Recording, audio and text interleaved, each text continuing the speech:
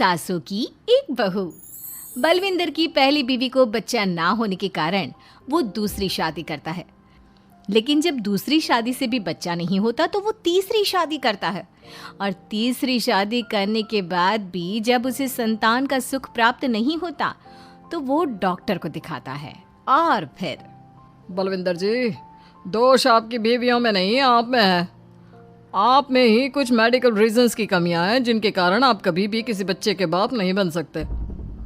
अरे बाप रे, ये तो घोर समस्या हो गई। एक बच्चे का बाप बनने का मेरा सपना था और आज वही चूर चूर हो गया। 3 बीवियों में पहली बीवी इंद्राणी, दूसरी बीवी सुधा और तीसरी बीवी कलावती। मुझे एक माँ बनने का सौभाग्य प्राप्त करना है। मुझे भी, इसीलिए तो मैंने शादी की थी। अरे लेकिन अब किसे पता था कि हमारे पतिदेव में ही कमी होगी। अब हम क्या करें? हम एक बच्चे को गोद लेते हैं। तीनों एक बेटे को गोद लेते हैं जिसका नाम प्रमोद रखा जाता है। 20 साल बाद अब तीनों भी बूढ़ी हो चुकी होती हैं। बलविंदर भी बूढ़ा हो चुका था। प्रमोद एक अच्छी नौकरी करता है। उसकी शादी की उम्र हो चुकी थी, इसलिए तीनों माएं प्रमोद की शादी पाखी नाम की एक लड़की से करा देते हैं। शादी के बाद बहू पाखी की पहली रसोई की रस्म की बारी आती है। मेरी प्रिय 3 सासू माओ, आज मेरी पहली रसोई है। बताइए क्या बनाऊं? क्या पसंद है आप तीनों को? बहू तू ना कढ़ाई पनीर, सूजी का हलवा और पुदीने की चटनी बना दे। अरे नहीं नहीं, ये क्या पसंद है। अरे पाखी बहू, तू छोले भटूरे, सरसों दा साग और मक्के दी रोटी बना और पंजाबी लस्सी भी बना दे। ओफो, सच में मेरी सौतनो, खाने के मामले में तुम्हारा टेस्ट और चॉइस दोनों भी बकवास है। बहू, नॉर्मल सिंपल सात्विक भोजन बना दो और हलवा पूड़ी खीर का भोग चढ़ा दो भगवान को मंदिर में। अरे कैसे तुम दोनों अपनी मनमानी कर रही हो? मैं तुम दोनों से पहले आई थी बलविंदर जी के जीवन में, और तुम दोनों से उम्र में भी मैं बड़ी हूँ। इसका मतलब मैं पाखी बहू की बड़ी सास हुई? नहीं, उम्र बस एक अंक होती है। मैंने सबसे ज़्यादा देखभाल की है प्रमोद की, इसलिए मैं एक सास होने का ज़्यादा हक रखती हूँ। पाखी बहू, तुझे मेरी बात माननी होगी। नहीं, तू मेरी बात मानेगी। जो मैंने कहा है वही तू करेगी। नहीं, मेरी बात मानेगी वो। नहीं मेरी। तीनों सास आपस में चिल्लाने लगती है और फिर वहां पर बलविंदर और प्रमोद आ जाते हैं। अरे ये क्या बिल्लियों की तरह लड़ रही हो तुम तीनों सास? पाखी बहू को घर में आए पूरे 24 घंटे भी नहीं बीते हैं। बाकी तुम एक काम करो, तीनों माओं की कही गई डिशेस में से हर एक की 50-50% डिशेस बना दो। लेकिन बस, अब प्रमोद ने कह दिया सो कह दिया। तुम तीनों अब झगड़ना और बहस करना बंद कर दो। पाखी तीनों सासों की कही गई आधी आधी डिशेस बनाती है और इस तरह अपनी पहली रसोई की रस्म पूरी करती है, जिसके बाद उसकी तीनों सास उसे शगुन और नेक देती हैं। फिर एक दिन, अरे पाखी बहू, तुमने अपना सारा काम निपटा लिया है ना? तो जरा यहाँ आना। मेरे ना घुटनों की मांसपेशियों में बड़ा दर्द हो रहा है। जरा तेल या बाम से मालिश तो कर दे बेटा। तभी वहां पर इंद्राणी और कलावती भी आते हैं।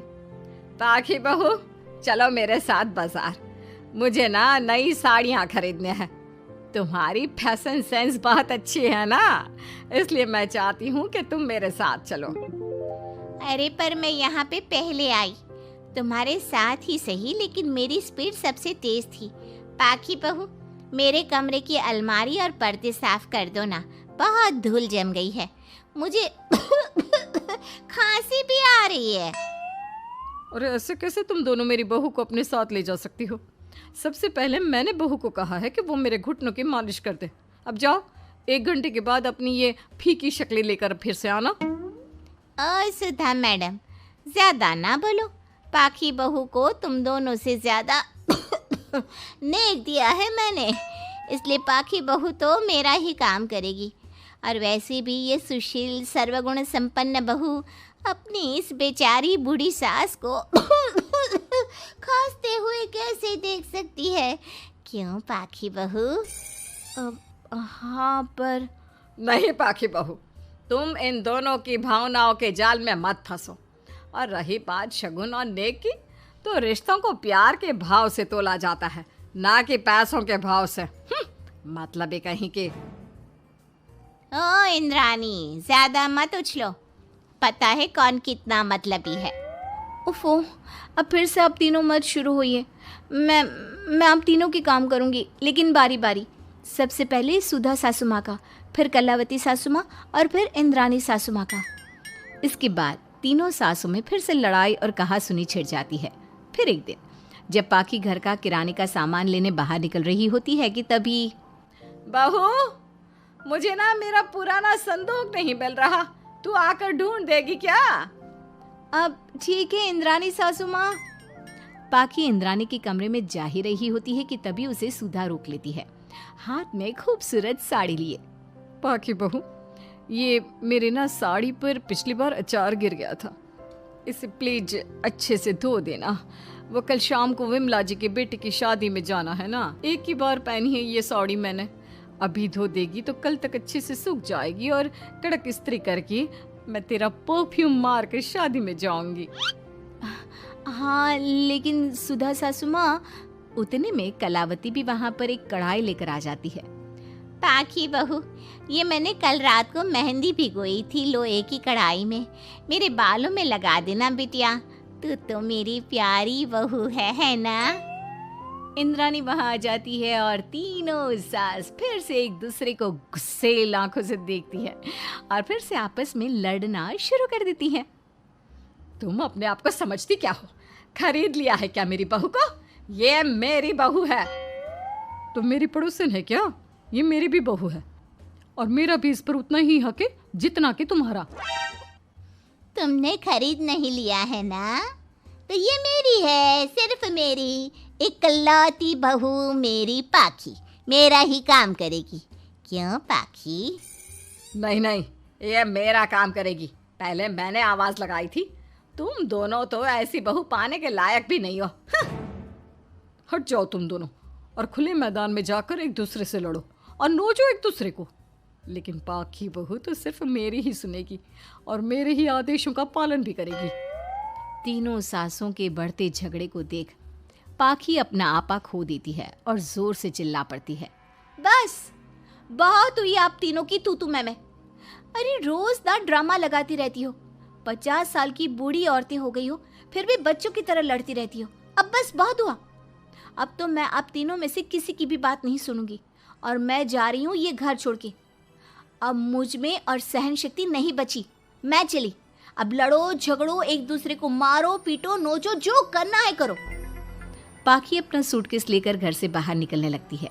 तभी तीनों सास बेहद घबरा जाती हैं और भावुक होकर पाखी से विनती करने लगती है, पाखी बहू हमें छोड़कर मत जाओ ऐसे।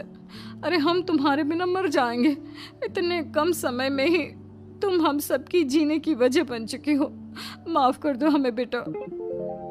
हाँ पाखी बहू, हम आइंदा से कभी नहीं लड़ेंगे और हंसी खुशी मिलकर बात करते रहेंगे, वादा करते हैं। हाँ बहू, लेकिन तू मत जा प्लीज, ये घर तेरे बिना सुना सुना हो जाएगा। हम तीनों सासों की एक ही तो बहू है, लेकिन हम अपनी एक बहू को बेटी की तरह प्यार देंगे, उसके साथ सहेलियों की तरह रहेंगे। लड़ाई झगड़ा सब कुछ छोड़ देंगे बेटा, लेकिन तू छोड़ के मत जा। अपनी तीनों सासों को भावुक देखकर पाखी की भी आंखें भर आती है और वो उन तीनों को माफ कर देती है और उनके गले लग जाती है। इसके बाद तीनों सास अपनी एक बहू संग खुशी से मिलजुल कर रहती हैं और आपस में जरा भी लड़ाई झगड़े नहीं करती।